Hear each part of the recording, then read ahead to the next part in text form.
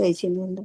नमो अरिहन्ताणं नमो सिद्धाणं नमो आयरियाणं नमो अज्झायाणं नमो लोये सबसाहुणं नमः श्रीवर्धमानाय निर्धूतकलिलात्मने सालोकानां त्रिलोकानां यद्विद्यादर्पणाय ते।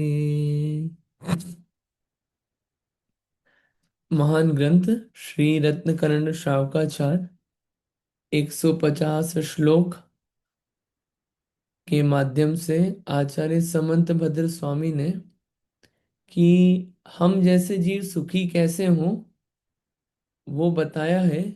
और सुखी तो वही हो सकता है जो धर्म धारण करें। धर्म का कार्य है सुखी करना। और वो सुख सम्यक दर्शन ज्ञान चारित्र से ही आता है। और सम्यक दर्शन सच्चे देव शास्त्र गुरु का निर्णय करने से ही सम्यक दर्शन की प्राप्ति होती है। और वह सम्यक दर्शन 8 अंग सहित होता है। सम्यक दर्शन के 8 मद नहीं होते और 3 मूर्ताएं नहीं होती। ऐसे सम्यक दर्शन के सच्चे देव का निर्णय जो हो गया कि सच्चे देव भगवान आकुलता रहित होते हैं, निर्दोष होते हैं, वितरागी, सब कुछ जानते हैं एक साथ एक समय में। इसीलिए उनका उपदेश सच्चा होता है, अच्छा होता है और हितोपदेशी, सबके हित का उपदेश देते हैं। ऐसे भगवान 18 दोषों से रहित होते हैं। जन्म जरा तृषा क्षुधा विस्मय आरत खेद राग द्वेष मद मोह भय निद्रा चिंता स्वेद राग द्वेष अरु मरण जुत ये अष्टादश दोष ना ही होत अनंत के सो छवि लायक मोक्ष। ऐसे 18 दोष नहीं होते। और उनके द्वारा कथित जो शास्त्र है, जो बातें हैं, उन्हें कहते हैं शास्त्र। उनको शास्त्र इसलिए कहा, वीतरागी है, सच्चा बताएंगे, पूरा बताएंगे, इसलिए उनके द्वारा कहा गया हो। वह शास्त्र मिथ्या मत का खंडन करने वाला हो। जो बातें उसमें कही गई हो उन बातों को कोई काट नहीं सकता। वो बात एकदम सच्ची है, परफेक्ट है। और उन बातों में संसार की नहीं, तत्व का उपदेश, वस्तु का स्वरूप बताया जाता है और सभी जीवों के लिए है। ऐसा शास्त्र के लक्षण है। और इन भगवान के मार्ग पे, उन शास्त्र के अकॉर्डिंग जो चलते हैं, ऐसे गुरु, वे गुरु होते हैं फंसे हुए नहीं है पंचेंद्रिय के विषयों में और हिंसा में और परिग्रह से लिप्त नहीं है। करते क्या है, ज्ञान ध्यान और तप में लीन रहते हैं। ऐसे गुरु हैं।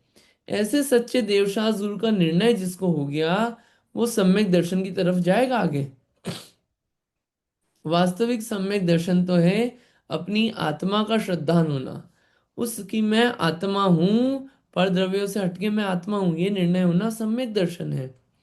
वो सम्यक दर्शन होता है 7 तत्वों का सच्चा श्रद्धान करने से। और 7 तत्वों का सच्चा श्रद्धान देव शास्त्र गुरु के बिना, सच्चे देव शास्त्र गुरु के बिना हो नहीं सकता। इसलिए स्टार्टिंग सम्यक दर्शन की कही, सच्चे देव शास्त्र गुरु का श्रद्धान। और इसमें गड़बड़ हुई, सब गड़बड़ हो जाएगा। अब ये जो सम्यक दर्शन है, इसमें 8 अंग होते हैं जो हमने लास्ट वीक देखे। सम्यक दृष्टि के निशंकितपना, 7 भय नहीं होते। जिनेंद्र भगवान के वचनों पे अटूट श्रद्धान की, इसमें कोई शंका नहीं है। ऐसा है जैसा इन्होंने कहा है वैसा ही सही है। व्यक्ति का निर्णय किया, फिर उनकी बातों का भी निर्णय किया, हाँ ये सही है, उसमें कोई डाउट नहीं है। निशंकित, भय नहीं रहता सम्यक दृष्टि को। श्रद्धान में शंका चली गई, इतना सुख होता है। निकांक्षित, कोई वांछा नहीं रहती कि धर्म करें, धर्म के बदले में हमको कुछ चाहिए।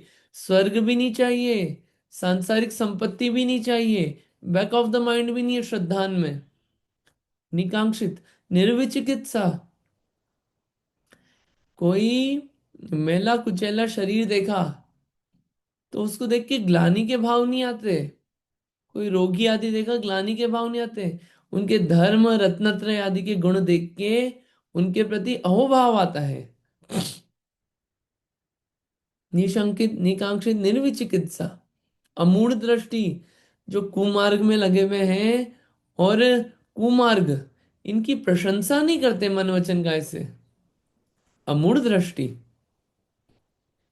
उपगुवन, कि कोई धर्मात्मा है तो उसके दोष दिखने के बावजूद भी उन दोषों को प्रकट नहीं करते।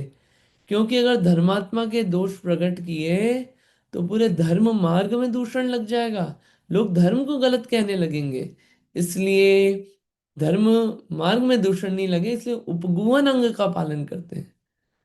और स्थितिकरण, कोई धर्म में लगा हुआ था, उस धर्म मार्ग से गिर गया तो उसको और गिराते नहीं है, उसकी हंसी नहीं उड़ाते, उसको कैसे धर्म मार्ग में वापस लगे, उसको स्थित करते हैं।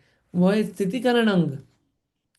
और वात्सल्य, कि जैसे गाय का अपने बछड़े के प्रति एक निष्कपट निर्वांछक प्रेम प्रीति होती है, ऐसे ही सम्यक दृष्टि को धर्मात्माओं के प्रति, धर्म को पालन करने वाले समूह के प्रति बिना छल कपट रहित क्या होता है, उसका यथायोग्य आदर सत्कार करता है।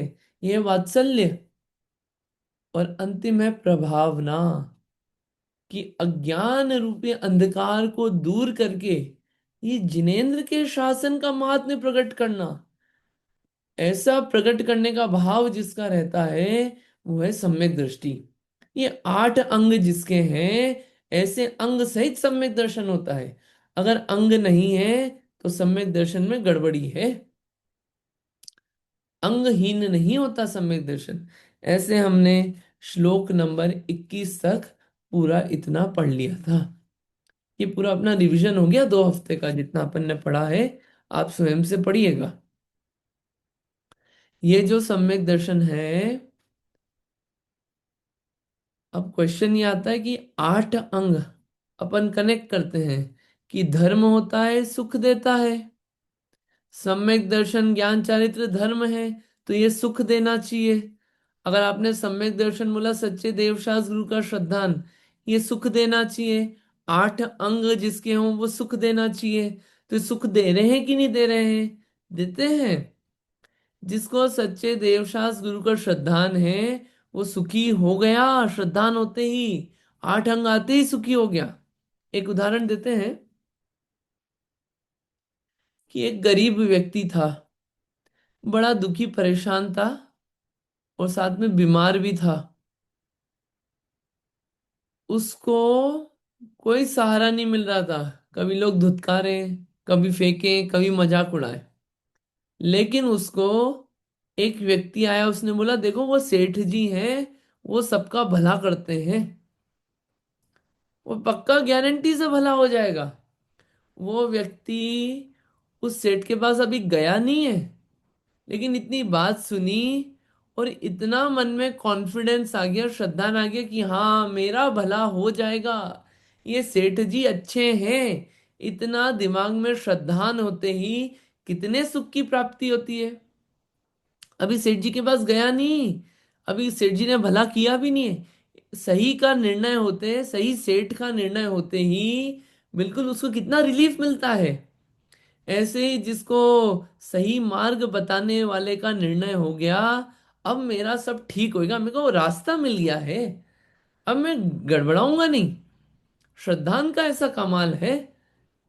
और ये जो 8 अंग हैं, इन 8 अंग में भी एक बार दिमाग में उथल पुथल हट गई, अब कोई शंका नहीं है, उलूल झुलूल पना नहीं है। अब तो भैया सच यही है। अब हम डाउट में नहीं है, डाउट में रहना इतना टेंशन देता है। अब हम डाउट में नहीं है, इतना जिसको श्रद्धान हो गया, निशंकित, अब जो भी कर रहा है सब कोई वांछा नहीं। अभी तो वांछा रहती थी, मैं पूजा करूंगा तो मिलेगा कि नहीं मिलेगा, ये अगर नहीं मिला तो, ये वांछाओं के साथ हो रहा था। अब कोई वांछा नहीं है, कांक्षित कोई कांक्षा ही नहीं है, बिल्कुल रिलैक्स होके। किसी को देख के ग्लानि नहीं आती, क्योंकि ग्लानि किसी और के लिए आ रही है, किसी को देख के घृणा आ रही है तो घृणा तो अपने अंदर ही बस रही है ना, यानी अपने अंदर ही दुख पैदा हो रहा है, कषाय अपने अंदर ही हो रही है ना, घृणा होना बंद हो गई। निर्विचिकित्सा, लोगों के दोष देखना बंद हो गए, कुमार्ग वालों की प्रशंसा करना बंद हो गया। कितना सुख बढ़ता गया एक एक अंग से। धर्मात्माओं को वापस धर्म पे लगाना, इसमें आनंद आने लगा। उसको कैसे दुख होगा, और ये धर्म कैसे फैले। कब इन सब अच्छी बातों को सब सुने, उसके अंदर ये बसा हुआ है, सबके प्रति प्रीति का भाव, वात्सल्य का भाव। वो व्यक्ति सुखी कैसे नहीं होगा। ऐसा सम्यक दर्शन का कमाल है। इतना अपन ने अभी तक देखा है। अब आज से अपन सम्यक दर्शन का जो श्लोक था, क्या था, श्रद्धानम परमार्थानाम आप्तागम तपोव्रतम, ये लाइन तो हो गई। त्रिमूढ़ापोड़ मष्टांगम सम्यक दर्शनमस्मयम, अष्ट अंग जो थे वो भी अपन ने पढ़ लिया। त्रिमूढ़ापोड़ यानी तीन मूर्ताओं रहित होता है। वो तीन मूर्ताएं कौन सी है, अब वो श्लोक अपने हाथ से प्रारंभ होते हैं। तीन मूर्ताएं ये सम्यक दर्शन का घात करती है। शुद्ध सम्यक दृष्टि को तीन मूर्ताएं नहीं होती है। सबसे पहली मूर्ता है लोक मूर्ता। लोक मूर्ता का श्लोक पढ़ते हैं। लोक मूर्ता क्या होता है उसका पूरा विचार करेंगे। आपका सागर स्नान मुच्य सिकताश्मा सिकताश्मनाम गिरिपातो अग्निपातश्च लोकमूढ़ं निगद्यते। आपका सागर स्नान मुच्य सिकताश्मनाम गिरिपातो अग्निपातश्च लोकमूढ़ं निगद्यते। क्या अर्थ है।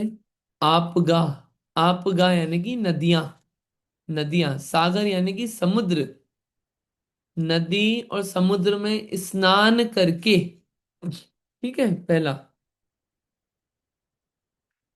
दूसरा, सिकताश्मनाम, उच्चय सिकताश्मनाम।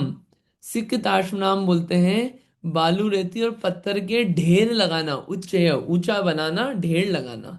एक तो नदी और समुद्र में स्नान, दूसरा बालू रेती और पत्थर के अच्छे ढेर लगाना, तीसरा गिरिपातो, गिरी यानी कि पर्वत, पर्वत से गिरना, अग्निपातश्च, अग्नि में कूदना। ये इन चार तरह के कार्यों से लोक में, दुनिया में धर्म कहा जाता है। कि भैया आप तो नदियों में नहा लो, आप पवित्र हो गए, धर्म हो गया। समुद्र में नहा लो, धर्म हो गया। और पर्वत के ढेर लगा लो, गिरी बालू रेत के, ये आपका धर्म हो गया।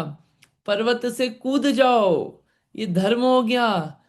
अग्नि में कूद जाओ, धर्म हो गया। इन सब चीजों से धर्म कहा जाता है दुनिया में। लेकिन ये धर्म नहीं है, ये क्या है, लोक मूढ़ता। इसको क्या कहते हैं, लोक मूढ़ता कहते हैं। मूढ़ता यानी कि अज्ञानता, दुनिया की अज्ञानता, मूर्खता है ये तो।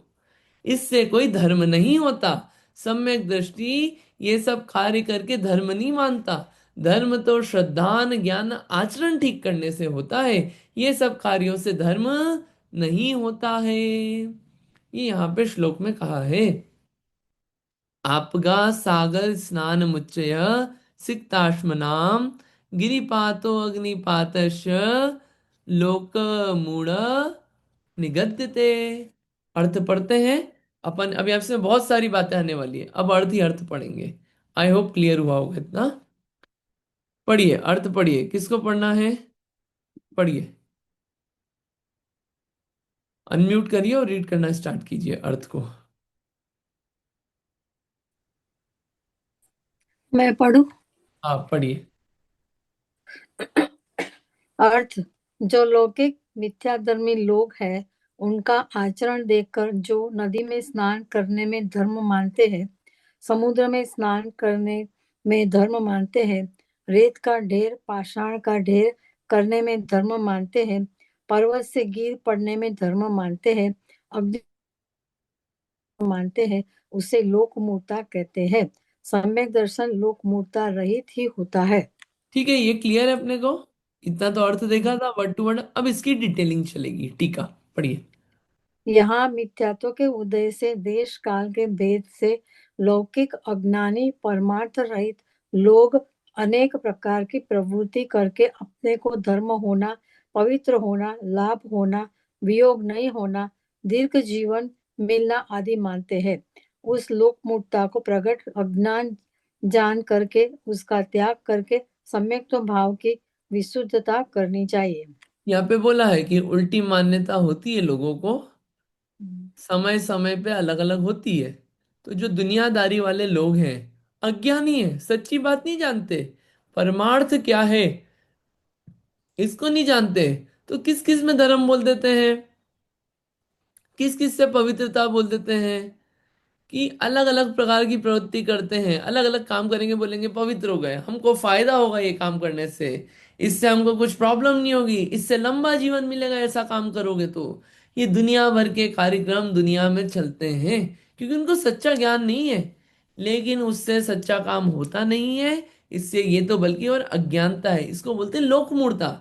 सम्यक दृष्टि को तो सच्चा वस्तु स्वरूप का ज्ञान है, आत्मा का, कर्म का, शरीर का कार्य कैसे होता है, जिनेंद्र भगवान का, उनकी वाणी का। तो सम्यक्ति को इन लोक मूर्ताओं से हटके विशुद्ध रहना चाहिए अपने सम्यक्त को।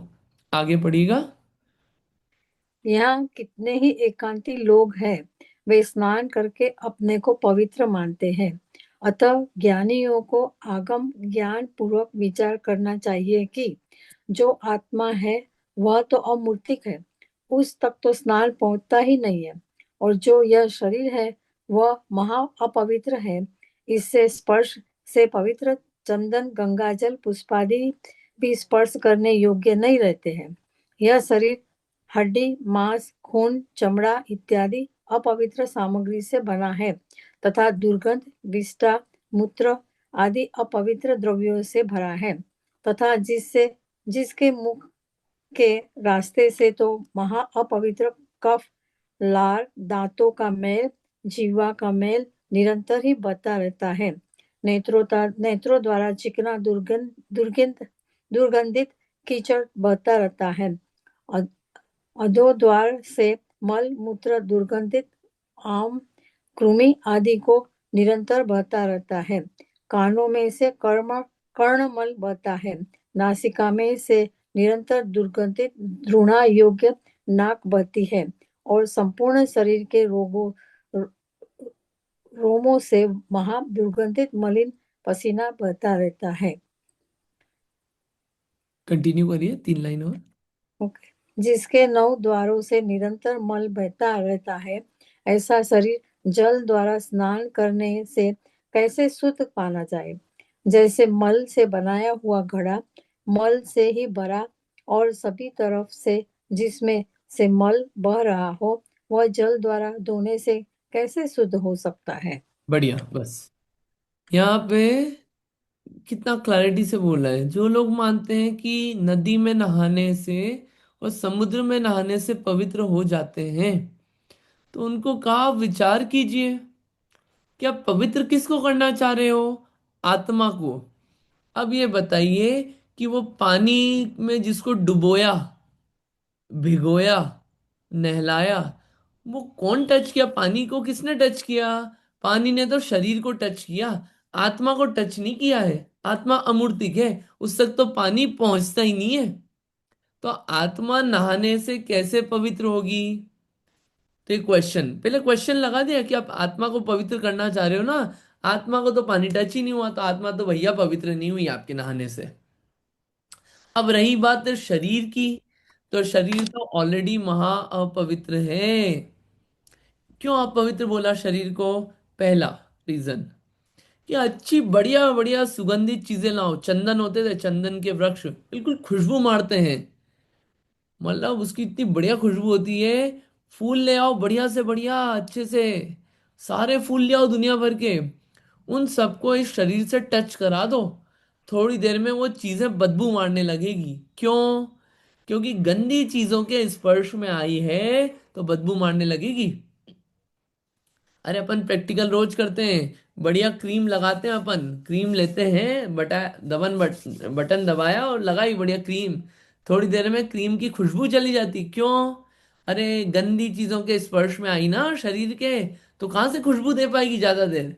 जब तक बॉटल में है तब तक खुशबू देगी।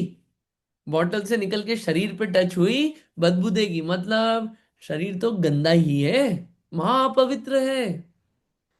और दूसरी चीज आगे, दूसरा, ये बना कैसे है? गंदी चीजों से बना है। इसकी पैकेजिंग खोल के अपन देखें तो किन किन चीजों से बना है? हड्डी, मांस, खून, चमड़ा, ऐसे अपवित्र वस्तु, नाम लिए घिन आवे, ऐसी चीजों से बना है। और बना भी इन चीजों से, और अंदर क्या भरा है इसके? इसके अंदर भी कोई बढ़िया बढ़िया चीजें नहीं है, सब गंदगी भरी हुई है अंदर। कैसे पता आपको? मुंह खोलते हैं तो गंदगी निकलती है, लार, थूक। दांतों के बीच में से गंदगी निकलती है, तो अंदर गंदगी होगी तभी तो वो निकलती है गंदगी बाहर। मतलब अंदर गंदगी भरी हुई है, मैल। यहां से गंदगी दिखा दी। आंखों में से कोई बढ़िया बढ़िया निकलता होगा, हीरे मोती नहीं, गंदगी वहां से भी। अंदर गंदगी है तभी तो बाहर गंदगी निकल रही है। और नीचे, नीचे के भाग से मलमूत्र, उसके अलावा क्या निकलता है? गंदगी निकलती है नीचे के भागों से भी। और कीड़े, कीड़े, मतलब कीड़े उत्पन्न हो जाए ऐसी जगह है, इतनी गंदगी भरी है। कानों में से गंदगी, कानों में से भी गंदगी निकलती है। नाक में से गंदगी। और ये जो शरीर है बाकी का पोर्शन, रोम है, ये छोटे छोटे रोम है यहाँ पे, जैसे हवा लेता है ना शरीर, ये रोम है। इन छिद्र, रोम छिद्रों से भी पसीना बहता रहता है और बदबू निकलती रहती है। मतलब ये शरीर तो एक्चुअल में स्वभाव से ही अपवित्र है, गंदा है। बताओ इन गंदी चीजों के प्रति कितनी प्रीति रहती है अपने को, गंदगी से। और जो महापवित्र है आत्मा, उसकी तरफ ध्यान ही नहीं जाता।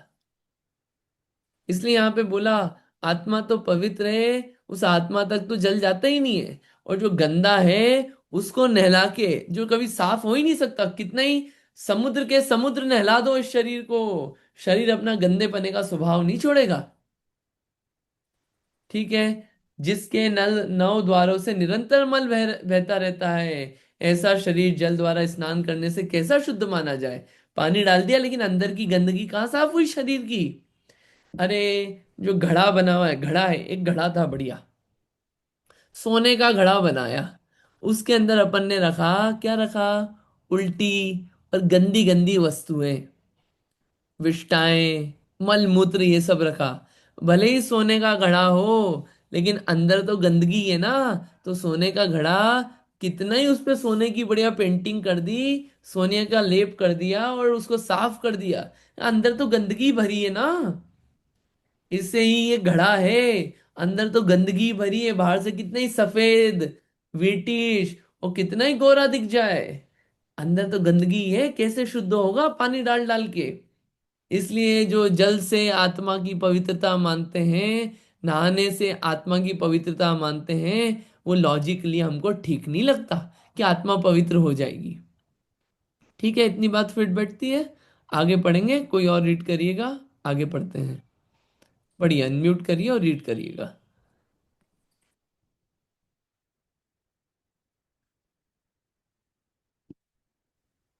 मैं मैं पढ़ हाँ, पढ़िए। इस इस श्लोक इस श्लोक में जो भी वस्तु, भूमि, क्षेत्र अशुचि या अपवित्र कहलाते हैं, वे सभी इस शरीर के स्पर्श से, संगम से ही अपवित्र हुए हैं। कोई चमड़ा पहनने से, कोई बाहर पढ़ने से, गिरने से, पढ़ने से, चमड़ा पढ़ने से। हम्म। सॉरी सॉरी, हाँ, चम नहीं, ड इसमें ड दिखा है, ओके, कोई सॉरी, कोई बात नहीं। कोई चमड़ा पड़ने से, कोई बाल गिरने से, कोई जूठन फेंकने से अपवित्र क्षेत्र कहलाते हैं। रक्त, मांस, हड्डी, वसा, पीव, मल, मूत्र, थूक, लार, कफ, नाक का मैल आदि के स्पर्श हो जाने से ही, स्नान के जल के छींटे लगाने से ही, उल्ला के छींटों के स्पर्श से ही अपवित्र हो जाना देखते सुनते ही है। इसलिए अच्छी तरह विचार करो, शरीर के स्पर्श संगम बिना कहीं कोई अपवित्रता है ही नहीं। ऐसा अपवित्रता का स्थान शरीर जल के स्नान से कैसे शुद्ध होगा? हम्म। और यह शरीर जल के स्नान आदि से शुद्ध हो गया तो फिर किसी दूसरे के स्नान का छींटा लग जाने से पुनः अपवित्र हुआ ही माना जाएगा। गंगा पुष्कर आदि में हजारों बार स्नान कुल्ला करके यदि फिर भी किसी अन्य वस्तु के ऊपर कुल्ला कर देगा तो वह वस्तु महा अपवित्र ही मानी जाएगी। जल से तो शरीर के ऊपर लगा हुआ मैल साफ हो जाता है तथा वस्त्रों की मलिनता धोने से साफ हो जाती है, किंतु जल देह को उज्जवल पवित्र नहीं कर सकता है। जैसे कोयलाओं को ज्यों ज्यों धोवो त्यों त्यों महामलिनता की महनता ही प्रकट होती है। इसलिए स्नान करने से पवित्र होना मानना वह तो तीव्र मिथ्यात्व है।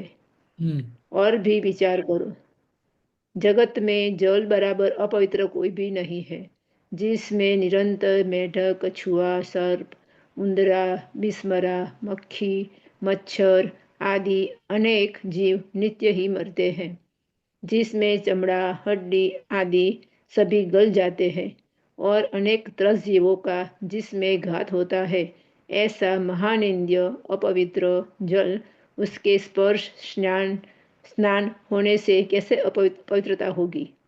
गंगादि नदियों में करोड़ों मनुष्यों के मल मूत्र रक्त मांस कीचड़ तथा मृतक मनुष्य तिर्यंचों के क्लेवर धुलते रहते हैं। उस गंगा का जल कैसे पवित्र करेगा? जल का सूतक तो कभी मिटना ही नहीं है।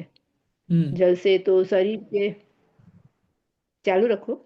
हाँ, कंटिन्यू करिए, 2 पैराग्राफ और पढ़ लीजिए। जल से तो शरीर के बाहर लगा हुआ मैल धुल कर दूर हो जाता है, जिससे मन की ग्लानि मिट जाती है। जल से पवित्र होना मानना तथा स्नान में धर्म मानना तो मिथ्या दर्शन है। यदि गंगा के जल से ही पवित्रता हो जाए, वो स्नान करके ही मुक्ति हो जाए, तो फिर खीर दीवरों के पवित्रता ठहरे व उनकी ही मुक्ति भी हो। अन्य दान पूजादि सभी निष्फल हो गए। मिथ्यात्व के प्रभाव से सब लोग विपरीत श्रद्धानी हो रहे हैं। जो 8 प्रकार की लौकिक सूची कही है, वह तो व्यवहार आचार कुलाचार को ही उज्जवल करने में समर्थ है, परंतु शरीर को पवित्र नहीं कर सकती है। श्री राजवातिक जी में असुचि भावना में कहा है कि ये तो मन में आप स्वयं ने ग्लानि मान रखी है, जो इस संकल्प से दूर कर देता है कि मैंने तो स्नान कर लिया है। बढ़िया। इसमें सारी बात समझ में आई होगी। जैसे कि शरीर की कोई भी वस्तु कहीं टच कर जाए तो उस चीज को अपवित्र माना जाता है दुनिया में। अगर बाल गिर जाए भोजन में, दाल में, तो कोई भोजन वो खाता नहीं है, साइड निकाल देता है उसको। चमड़ा गिर जाए तो खाते नहीं है उसको। अपना ही थूक गिर जाए भोजन में तो अपन खाते नहीं है उस कटोरी को। मतलब शरीर से रिलेटेड कुछ भी चीज टच कर जाए अपने भोजन में तो अपन यूज नहीं करते उसको। और हाथ से भी खाते, खाना तो हाथ से पड़ेगा, अब क्या करें, तो हाथ धो के, मतलब इतना अपन विचार करके फिर ये काम करते हैं।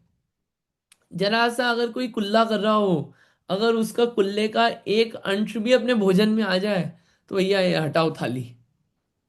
तो मतलब ये शरीर के स्पर्श से सब चीजें अपवित्र हो जाती है। मतलब शरीर है ही इतनी अपवित्र चीज, तो जल के स्नान कराने से ये अपवित्र चीज पवित्र कैसे होगी? उदाहरण बहुत अच्छा दिया इसमें कि भैया कोयला है, कोयले को कितना ही धो लो, कितना ही कुछ कर लो, कोयला कोयला ही रहेगा। वैसे ये शरीर महामलिन है, कितना ही धो लो, गंदा तो गंदा ही रहेगा। महामलिन स्वभाव है शरीर का। अब इस शरीर से इतनी प्रीति क्यों करना फिर? इस शरीर को अपना क्यों मानना? गंदी चीज अपनी नहीं है, अपना तो आत्मा है, मैं आत्मा हूं।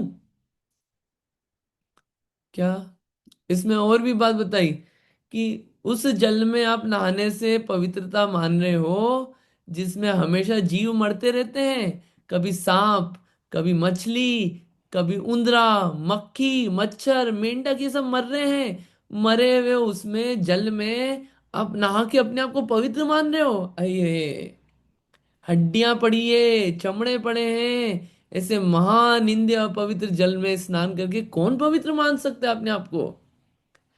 करोड़ों लोग नहाते हैं, उसी में थूका, उसी में मूत्र किया, उसी में कीचड़ हुआ, उसी में कोई गिर गया मर गया, उस जल का, उस नदी का, सागर का जल पवित्र कैसे हो सकता है? मरे हुए की चीज को कोई स्पर्श कर लेना तो नहाना पड़ता है, सूतक लग जाता है। बताओ वो जल जो है उसको स्पर्श करने के बाद व्यक्ति को सूतक कब हटेगा? उस जल का सूतक कब हटेगा? उसमें तो निरंतर गंदगी पड़ी है। तो जल तो बस इतना काम करता है कि ऊपर से गंदगी धूल मिट्टी हटा देगा, लेकिन वास्तविक पवित्रता तो यह है कि मिथ्या दर्शन हटना, वही पवित्रता है आत्मा की। इसलिए जल में स्नान करने से पवित्रता नहीं आती है। अगर ये मान्यता है, इसमें धर्म मान रखा है, तो महामिथ्यात्व है, उल्टा मान रखा है। और अगर जल में स्नान करने से मुक्ति होती है, तो भैया वो जो नाव चला रहे हैं और गोताखोर जो हैं, उनको तो कब से मुक्ति हो जाना चाहिए, वो तो महापवित्र हैं। उनकी आरती पूजा करो, दिन भर जल में रहते हैं, लेकिन उससे पवित्रता नहीं होती। और अगर उसको करने से पवित्रता आती है, तो दान पूजा आदि मत करो, बढ़िया उसी में जल में रहो पूरे टाइम। मिथ्यात्व के प्रभाव से लोगों ने उल्टा मान के इससे पवित्रता मान ली, जो कि ठीक नहीं है। फिर भी लौकिक में 8 प्रकार की शुचिता कही है, जो कि लोकाचार निभाने के लिए कही है, उससे धर्म नहीं माना है। ठीक है। राजवार्तिक ग्रंथ है, जो कि आचार्य अकलंक स्वामी ने लिखा है, तत्वार सूत्र की टीका है। उसमें 9वें अध्याय में 12 भावना का वर्णन आया। उसमें अशुचि भावना में कहा है उन्होंने कि ये तो मन में आप स्वयं ने ग्लानि मान रखी है, जो इस संकल्प से दूर कर लेता है कि मैंने तो स्नान कर लिया। खुद को लगता रहता है कि अरे मैं गंदा हूं, गंदा हूं, इसलिए पानी डाल के ऐसा लगता है मैंने स्नान कर लिया और मैं पवित्र हो गया। ये मान रखा है, लेकिन शरीर कभी पवित्र होता नहीं है। ठीक है। अब जो दुनिया में पवित्रता मानते हैं अलग अलग प्रकार की, उसका भी वर्णन आ रहा है यहाँ पे। पूरा बहुत सारा ज्ञान होता है। पवित्रता शौच का वर्णन, इसको पढ़ते हैं। पढ़िएगा इंदिरा जी, पढ़िए। हाँ, जय जिनेन्द्र। सूचीपना दो प्रकार का है, एक लौकिक, दूसरा लोकोत्तर, जिसे अलौकिक भी कहते हैं। जिसका कर्ममल कलंक दूर हुआ ऐसे आत्मा को अपने स्वभाव में स्थित रहना वह लोकोत्तर सूचीपना है। उस लोकोत्तर सूचिता की प्राप्ति के साधन सम्यक दर्शनादि है, और सम्यक दर्शनादि के धारक साधु है, और उनका आधार निर्वाण भूमि आदि है। वे भी सम्यक दर्शनादि के उपाय है, इसीलिए वे भी सूची नाम से कहे जाने योग्य है। आगे लौकिक पढ़िए। लौकिक सूचीपना 8 प्रकार का है। काल सोच, भस्म सोच, अग्नि सोच, मृतिका सोच, गोमय सोच, जल सोच, पवन सोच, ज्ञान सोच। ये 8 सोच शुद्धियां शरीर को पवित्र करने में समर्थ नहीं है। लौकिक जनों द्वारा व्यवहार की इस सोच को छोड़ देने से बड़ा अनर्थ हो जाएगा। हीन आचरण की ग्लानि नहीं रह जाएगी, सभी एक जैसे हो जाएंगे, तब परमार्थ भी नष्ट हो जाएगा। इसीलिए लोग अनादिकाल से ही बाह्य सुचिता को अपनाकर मन की ग्लानि मिटा लेते हैं। यहाँ पे बताया है 2 प्रकार की पवित्रता होती है, एक लौकिक एक लोकोत्तर। जिससे आत्मा पवित्र हो वो लोकोत्तर शुचिता है, और आत्मा की पवित्रता तो सम्यक दर्शन ज्ञान चारित्र आदि से ही होती है। और उसके उपाय हैं निर्वाण भूमि आदि, सम्यक दर्शन के उपाय करना। इसलिए ये सब जो उपाय हैं ये शुचिता के कारण है, लोकोत्तर। और लौकिक में 8 तरह की शुचिताएं कही गई है, पवित्रता 8 तरह की पवित्रता के आधार। वो नाम आए हैं काल, भस्म, अग्नि, मिट्टी, गोमय गोबर, जल, पवन हवा और ज्ञान। ये 8 प्रकार की तरह के शुचिता करने में समर्थ है। ये 8 तरह की शुचिता दुनिया में मानी जाती है। अगर इसको नहीं मानेंगे तो क्या होगा? लोक व्यवहार सब गड़बड़ा जाएगा। इसलिए मतलब कोई भेद तो रहे गंदगी और सफाई में, बाहर की भी। इसलिए रखा है ये कार्यक्रम बाहर की शुचिता का। अब किससे किस चीज की शुद्धि होती है वो भी आ रहा है, बहुत क्लैरिटी से दिया है। पढ़िए 2 पैराग्राफ पढ़िए। जगत में कितनी ही वस्तुएं तो समय व्यतीत होने से ही शुद्ध मान लेते हैं। जैसे रजस्वला स्त्री को 3 रात बीत जाने पर शुद्ध होना मानते हैं, किंतु शरीर किसी काल भी शुद्ध नहीं मानते। कितने ही जूठे धातु के बर्तन राख से मांजने से शुद्ध मानते हैं, परंतु शरीर तो राख भस्म लगाने से शुद्ध नहीं होता है। कितनी ही धातु बर्तन को शूद्रादि द्वारा प्रयोग में लिए गए हो, उन्हें अग्नि में डालने से शुद्ध मानते हैं, परंतु शरीर तो अग्नि के सत्संग से शुद्ध नहीं होता है। मल मूत्रादि स्पर्श मिट्टी धोने से शुद्ध मानते हैं, परंतु शरीर तो मिट्टी से धोने से लगाने से शुद्ध नहीं होता। भूमि आदि को गोबर से लिपने से शुद्ध होना मानते हैं, परंतु गोबर लगाने से शरीर शुद्ध नहीं होता है। कीचड़ आदि लगने पर, शूद्रादि को स्पर्श हो जाने पर, जल से धोने से तथा स्नान करने से शुद्धता मानते हैं, परंतु शरीर तो स्नान करने से शुद्ध नहीं होता है। स्नान करने के बाद भी चंदन पुष्प आदि पवित्र वस्तु भी शरीर के स्पर्श मात्र से मलिन हो जाती है। कितने ही भूमि, पाषाण, किवाड़, लकड़ी आदि हवा से शुद्ध होना मानते हैं, परंतु शरीर तो हवा लगने से शुद्ध नहीं होता है। कितने ही पदार्थ जिन्हें अपने ज्ञान में अशुद्ध माना ही नहीं है, इसीलिए ज्ञान में शुद्ध मानते हैं, परंतु शरीर में शुद्ध पने का ज्ञान कोई भी संकल्प ही नहीं कर सकते हैं। ये अपन ने देखा 8 तरह की शुचिता। कौन कौन चीजें किससे शुद्ध होती है? कि जैसे स्त्री हो, रजस्वला स्त्री, तो अगर 3 दिन बीत गए, 3 रातें बीत गई, तो उसके बाद उन्हें शुद्ध मानते हैं, ये टाइम पीरियड बीतने के बाद। लेकिन 3 दिन बीतने जाने के बाद कोई शरीर शुद्ध नहीं हो जाता है, शरीर तो वही गंदा का गंदा रहेगा। वो बाहर की शुद्धता जो है वो शुद्धता हो जाएगी। बर्तन है, झूठे बर्तन जो होते हैं जिसमें भोजन करते हैं अपन, पहले राख और भस्म से ही मांजते थे, कि भस्म और राख से मांज लिए तो वो बर्तन जो है शुद्ध हो जाएंगे। लेकिन शरीर में कितनी भस्म लगा लो, शरीर कभी शुद्ध नहीं होगा। और धातु आदि के बर्तन है, किसी शूद्र नीच जाति वगैरह ने प्रयोग कर लिए तो उसको अग्नि में डालते थे, और अग्नि में डालने से वो शुद्ध हो जाते थे।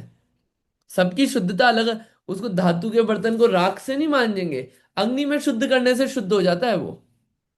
और अगर मल मूत्र आदि का स्पर्श हो गया तो क्या करते हैं? मिट्टी ली, मिट्टी से हाथ को करा, और क्या हुआ? शुद्धता मानते हैं, उससे शुद्ध हो जाता है। लेकिन शरीर को मिट्टी में लेपने से शरीर शुद्ध नहीं होता, शरीर तो वही गंदा ही रहेगा। जमीन है, जमीन गंदी हो रही है, उस पर गोबर लेप देते लोग, उससे शुद्ध मानते हैं। इन गोबर लगाने से शरीर शुद्ध नहीं होता, शरीर तो गंदा का गंदा ही रहता है। कीचड़ आदि लग गया, किसी का गंदे का स्पर्श हो गया, तो धो पानी लगा लिया, पानी से शुद्धता मानते हैं। इन पानी से शरीर शुद्ध नहीं होता, अंदर तो गंदगी भरी है ना। और कोई जमीन है, किवाड़ है, पत्थर है, लकड़ी है, इनको कोई ना गोबर लगाना है, ना कोई टाइम बीतने पे, ना मिट्टी से ना पानी से धोने की जरूरत है। ये तो हवा उनसे टच होके निकलती है, उसी से इनको शुद्ध माना जाता है, उसके स्पर्श मात्र से। और कितनी ही चीजें होती है कि ज्ञान में अशुद्धता आई भी है, तो ज्ञान ठीक करके उनको शुद्ध माना जाता है। ऐसे 8 प्रकार की शुद्धियां, जैसी वस्तु हो उस प्रकार से उसको शुद्ध किया जाता है। लेकिन शरीर को तो इन 8 चीजों से शुद्ध नहीं किया जा सकता। ठीक है, इसीलिए शरीर तो 8 प्रकार की लौकिक शुचियों द्वारा शुद्ध नहीं होता है। लौकिक शौच से परिणामों की ग्लानि मिट जाती है। जो परिणाम ग्लानि भाव रहता है ना, मैं गंदा गंदा दिख रहा हूं, ये ग्लानि मिट जाती है ये बाहर की शुचिता से। तो व्यवहार की उज्जवलता देखकर कुल की उच्चता ख्याल में आ जाती है, परंतु वह शरीर को पवित्र नहीं कर सकती है। शरीर तो सब प्रकार से अपवित्र ही है। इस शरीर में रहकर जो आत्मा पराया धन और पराई स्त्री के प्रति चाह रहित और जीव मात्र की विराधना रहित हो जाए, तो हाड़ मास का यह मलिन शरीर भी देवों द्वारा पूज्य महापवित्र हो जाए। इस शरीर को पवित्र करने का अन्य कोई कारण ही नहीं है। यह कथन दिगंबर वीतराग मुनि श्री पद्मनंदी ने किया है, ऐसा जानना। पद्मनंदी श्रावकाचार्य है, पद्मनंदी पंचविंशिति का, उसमें सब बातें आई हैं कि यहाँ पे कि ये शरीर जो है ये तो पवित्र नहीं कर सकता, लेकिन ये आत्मा है। अगर आत्मा में पराये धन की इच्छा नहीं है और पराई स्त्री के प्रति आसक्ति नहीं है और सब जीव मात्र की दया का भाव है, तो ये मलिन शरीर भी पूज्य हो जाता है। हमारे दिगंबर मुनिराज सर्व परिग्रह रहित हो गए, सर्व चीजें छोड़ दी और स्नान नहीं करते, फिर भी उनके शरीर को भी पूजा जाता है, देवता लोग पूजते हैं। ये आत्मा की पवित्रता के कारण शरीर भी पूज्य हो जाता है। आगे पढ़िएगा कोई और, आगे और रीड करते हैं। किसी और को रीड करना है, करिए।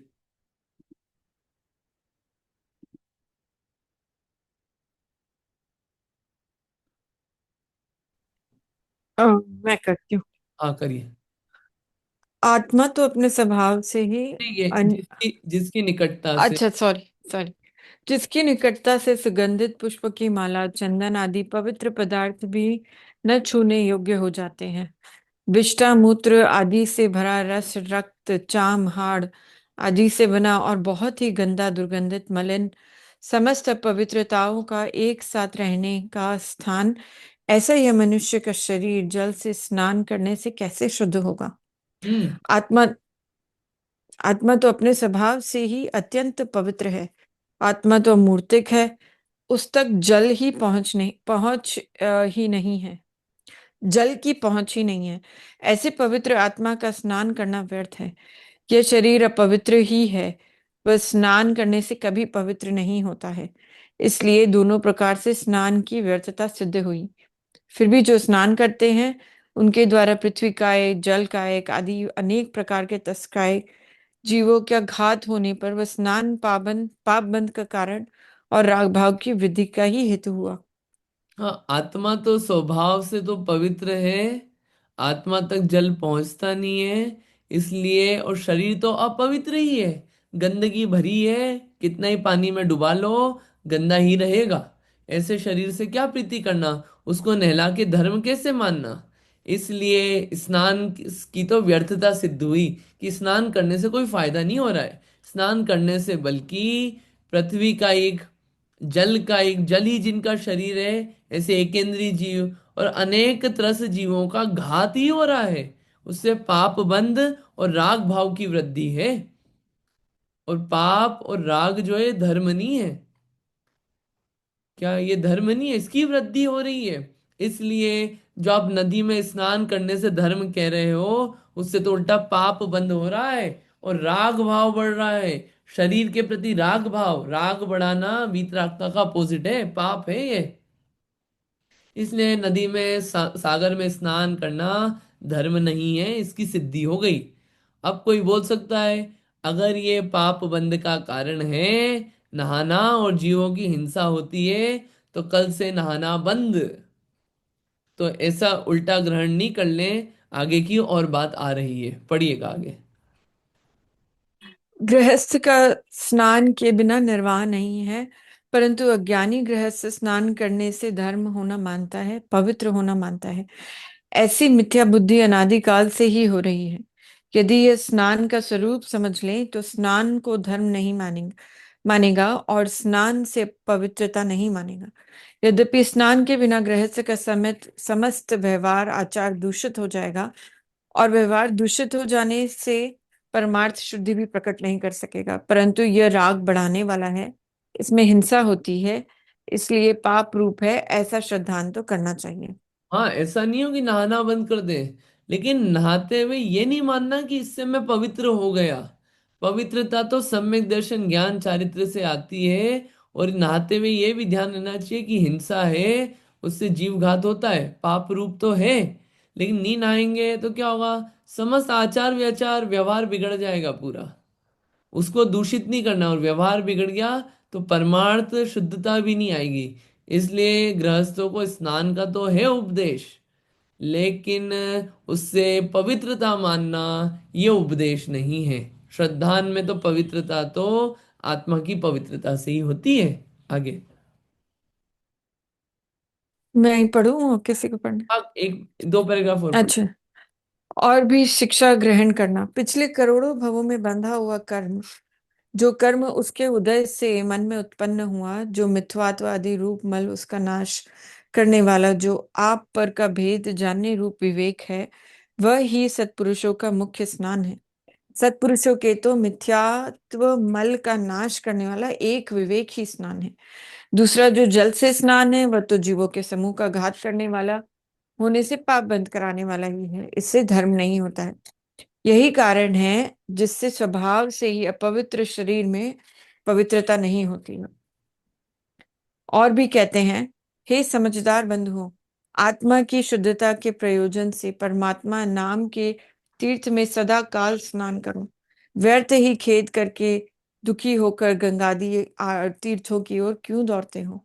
कैसा है ये परमात्मा नाम का तीर्थ, जिसमें सम्यक ज्ञान रूपी निर्मल जल भरा है, जिसमें सम्यक दर्शन रूप दैदीप्यमान लहर है, अविनाशी अनंत सुख के शीतल है, और समस्त पापों को धोकर नष्ट कर देने वाला है। ऐसे परमात्म स्वरूप तीर्थ की डुबकी लगाकर लीन हो जाओ। बढ़िया, इसमें अच्छा आ गया है पूरा कि जो मेन मल है जिससे दूर करने से पवित्रता होती है, वो है मिथ्यात्व रूपी मल, उल्टी मान्यता। ये उल्टा जो चल रहा है, इसको दूर करने से पवित्रता आती है। और वो उल्टी मान्यता क्या है? आपा पर का भेद। आपा यानी कि अपन, पर यानी कि अपने से दूसरे। अपन है आत्मा, और बाकी शरीर, शरीर से जुड़ी हुई चीजें सारी। ये भेद करना विवेक से, समझदारी से, ये है मल दूर करना, जो गंदगी भरी हुई अपनी समझ में, ये दूर करना, ये पवित्रता है। स्नान करने से तो जीवों के समूह का घात हो रहा है, पाप बंद करने वाला है। इसलिए बोला कि आत्मा की शुद्धता का प्रयोजन से परमात्मा नाम के तीर्थ में सदा काल स्नान करो। उसके लिए सहारा है कि परम आत्मा जो हो गए हैं, ऐसे भगवान जो हैं, उनके भक्ति में उनने जो बताया है, उनका जो तीर्थ है, उनने जो चीज बताई है, उसमें स्नान करो। उनने जो उपदेश दिया, उस उपदेश को पालो। वो क्या है? वो है पवित्रता का स्नान। इधर उधर मत दौड़ो गंगा आदि तीर्थों पे। पानी तो सम्यक ज्ञान रूपी निर्मल जल भरा है, सम्यक दर्शन रूपी लहर है। वास्तविक पवित्र किस में नहाने से आएगी? कि जल कैसा हो? सच्चा ज्ञान, और उसमें लहरें हो सम्यक दर्शन की। और उसमें फिर कैसी मिलेगी? अच्छी ठंडी ठंडी शीतलता मिलेगी, सुख मिलेगा जिसका नाश नहीं होगा। ऐसे पानी में, ऐसी लहर वाले पानी में डुबकी लगाने से पवित्रता होगी, वास्तविक पवित्रता। इसलिए इधर उधर जाने से धर्म और पवित्रता मानना उल्टी मान्यता है। हाँ जी, कोई और पढ़िएगा। पढ़िए, रूपसी जी पढ़िए।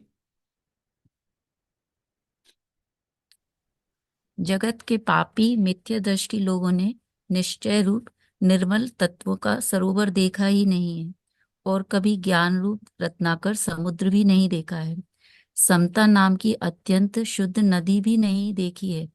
इसी कारण से पाप को दूर करने वाले सत्य तीर्थों को छोड़कर मूर्ख लोग, जिन्हें तीर्थ कहते हैं, वे संसार से तारने वाले नहीं हैं। ऐसे गंगादि नदियों में डूबकर वे हर्षित होते हैं। जिन मूर्खों ने तत्वों का निश्चय रूप सरोवर देखा ही नहीं देखा है, ज्ञान रूप समुद्र नहीं देखा, और समता नाम की नदी नहीं देखी है, वे गंगादि तीर्थ भासों में दौड़ते फिरते हैं। यदि वे तत्वों के निश्चय रूप सरोवर को देखते, ज्ञान रूप समुद्र को देखते और समता नाम की नदी को देखते तो इनमें डुबकी लगाकर मिथ्यात्व व कषाय रूप मल से रहित होकर अपने को उज्जवल पवित्र कर लेते। इस लोक में ऐसा कोई तीर्थ नहीं है और ऐसा कोई पदार्थ भी नहीं है जिससे यह संपूर्ण अपवित्र मनुष्य का शरीर साक्षात शुद्ध हो जाए। यह शरीर कैसा है? आदि व्याधि जरा मरण आदि से निरंतर व्याप्त है और निरंतर ही दुखी करने वाला है। सत्पुरुषों द्वारा तो इसका नाम भी लेने योग्य नहीं है। समस्त तीर्थों के जल से नित्य स्नान करें और चंदन कपूर आदि का लेप लगावें तो भी यह शरीर शुद्ध नहीं होगा, सुगंधित नहीं होगा। रक्षा करते करते भी यह विनाश के मार्ग पर ही चला जाता है। यदि नदी के जल में स्नान करने से शरीर शुद्ध हो जाता तो करोड़ों मछली, मगर, कछुआ, कीर, धीवर आदि शुद्ध हो जाते। अतः यह लोक मूर्ता त्यागने योग्य ही है। यहाँ पे अंत में बहुत अच्छी बात आ गई कि दुनिया वाले इधर उधर नहा के पवित्रता क्यों मान रहे हैं, उससे पवित्रता अपनी क्यों मानते हैं?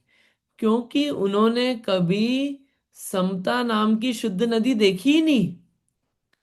और ज्ञान रूपी समुद्र, ये जो अपना आत्मा रूपी ज्ञान रूपी समुद्र है, इसको कभी देखा ही नहीं, जाना ही नहीं।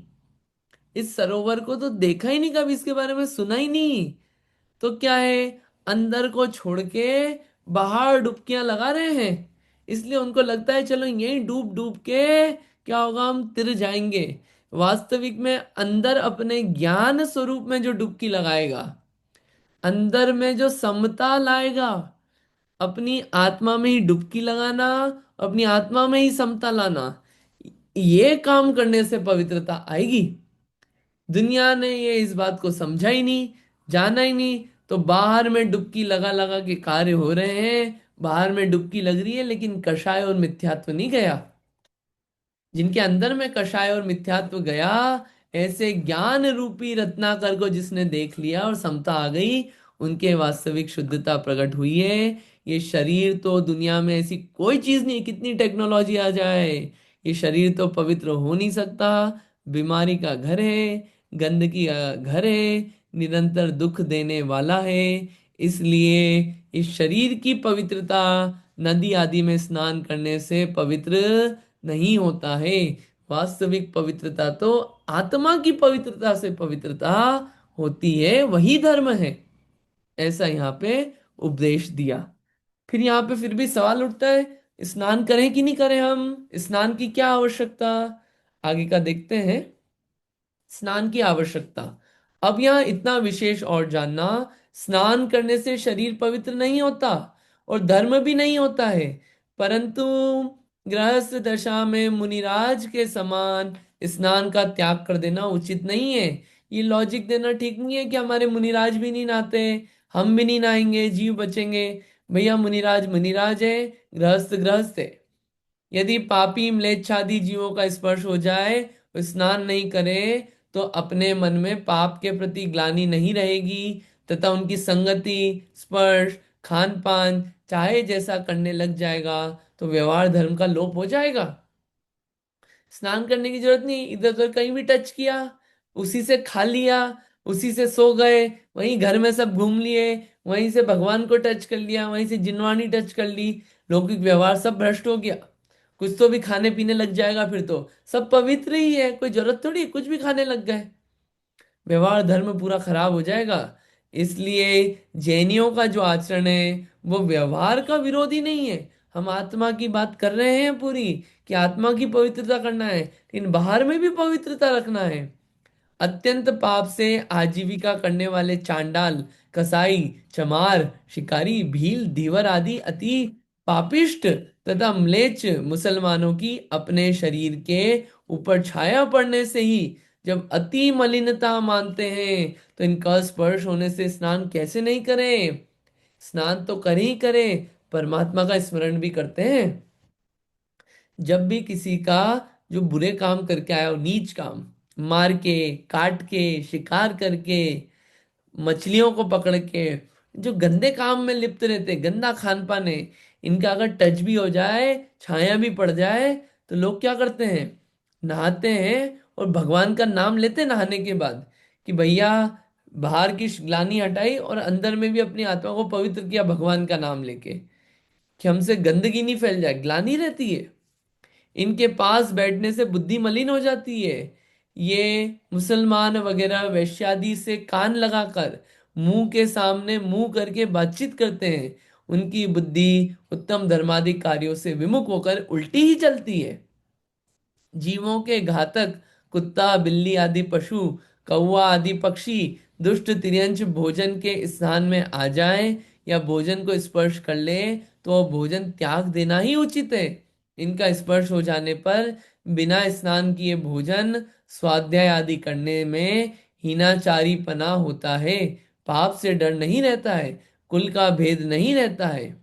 स्त्री संगम में अनेक जीवों की हिंसा, अपवित्र अंगों का मिलना, रक्त वीर्यादि का स्पर्श तथा महानिंद्य राग की उत्पत्ति होती है। इसका त्याग नहीं बन सके तो इस पाप की ग्लानि करके अपने को अशुद्ध मानकर स्नान करना चाहिए, क्योंकि निंद्य कर्म करने के पश्चात बाह्य शुद्धि के लिए स्नान है। स्नान किए बिना पुस्तक, जिन मंदिर के उपकरण आदि उत्तम वस्तु का स्पर्श कैसे करें? जिन लोगों के नाम बोले ऊपर, जो हिंसक आदि हैं, इनके पास बैठने से ही बुद्धि उल्टी चलने लगती है। संगति का असर, इनका आचरण हीन है, धर्म से विमुख है। अगर कोई हिंसक पशु आदि भी अपने भोजन को स्पर्श कर ले तो भोजन त्याग करने योग्य ही है। और बिना स्नान किए भोजन स्वाध्याय आदि करना यह आचरणहीन बनाता है। कुल का भेद नहीं रहता, जो है गंदगी में ही सब कर रहे हैं, विनय आदि भाव चला जाता है।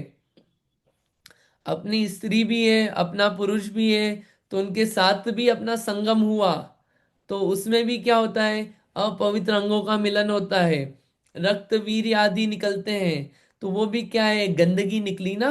तो स्नान करने के बाद ही अपने आप को शुद्ध करके ही, बाहर की शुद्धि रख के ही, स्नान करके ही पुस्तक, जिन मंदिर आदि उपकरण को स्पर्श किया जाता है। ऐसे स्पर्श नहीं किया जाता है, बाहर की शुद्धि रखने का उपदेश है।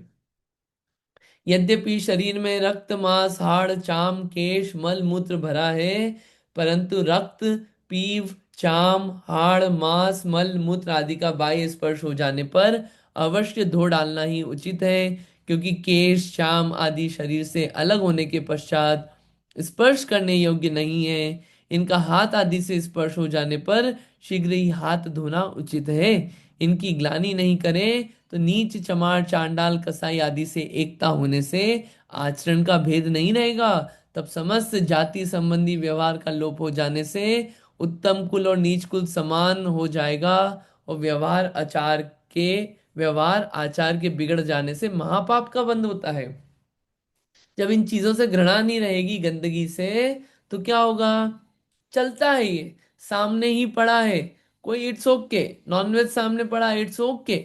अब ये ग्लानि रहती है, घृणा रहती है, ये व्यवहार चल रहा है कि गंदगी वाली टेबल पे बैठते भी नहीं, हम उसको स्पर्श नहीं करते, नाम नहीं सुनते।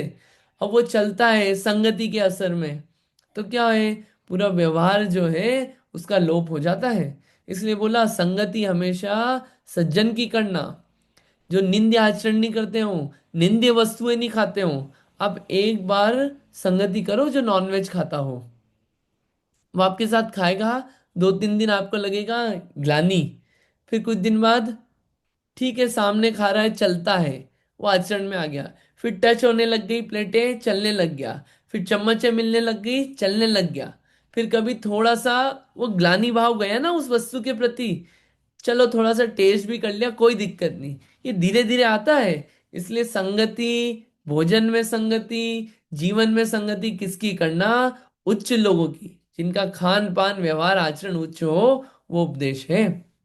परमार्थ शौच तो व्यवहार शौच से ही होती है। जिसके भोजन में, पानी में, स्पर्श में, प्रवृत्ति में मलिनता हो जाती है, तो उसका परमार्थ धर्म भी मलिन हो जाता है।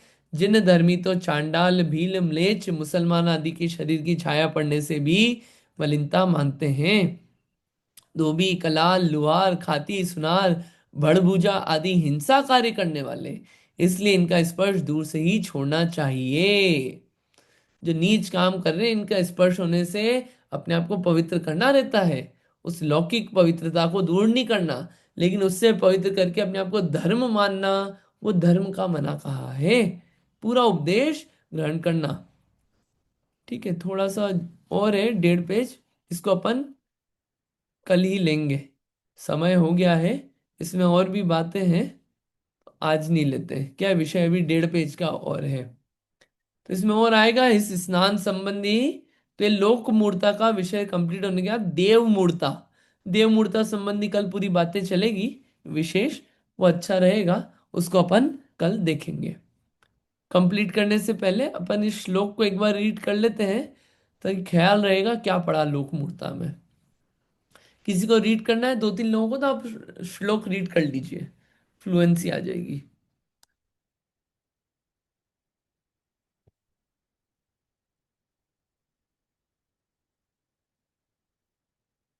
नहीं, ठीक है। अपन ने श्लोक जो पढ़े हैं, आपगा सागर स्नान मुच्चय सिकताश्मनाम गिरिपातो अग्निपातश्च लोक मूढ़म निगद्यते। ऐसे सागर स्नान आदि, पर्वत आदि कूदने से, अग्नि में कूदने से धर्म नहीं होता है। वास्तविक धर्म तो सम्यक दर्शन ज्ञान चरित्र आदि से होता है। आत्मा पवित्र उसी से होती है, शरीर तो अपवित्र ही है, वो कभी पवित्र हो नहीं सकता। ऐसा विचार करके सम्यक दृष्टि इन पापों को करके अपनी पवित्रता नहीं मानता है, और लौकिक जो व्यवहार शुद्धि है उसको भी पालन करता है। ऐसा यहाँ पे उपदेश दिया गया है। इतना ही रखते हैं, आगे अपन कंटिन्यू करेंगे और फिर देव मूर्ता आदि के बारे में विचार करेंगे। ठीक है, इतना रखते हैं, जिनवाणी स्तुति कर लेते हैं। जावाणी के ज्ञान से सुझे लो कालो, सोवाणी मस्तक नमो सदा देत हूँ डोक। हे जिनवाणी भारती तो है जपो दिन रैन, जो तेरी शरणा गए सो पावे सुख चैन। जिनवाणी माता की जय। 9 बार नमोकार मंत्र।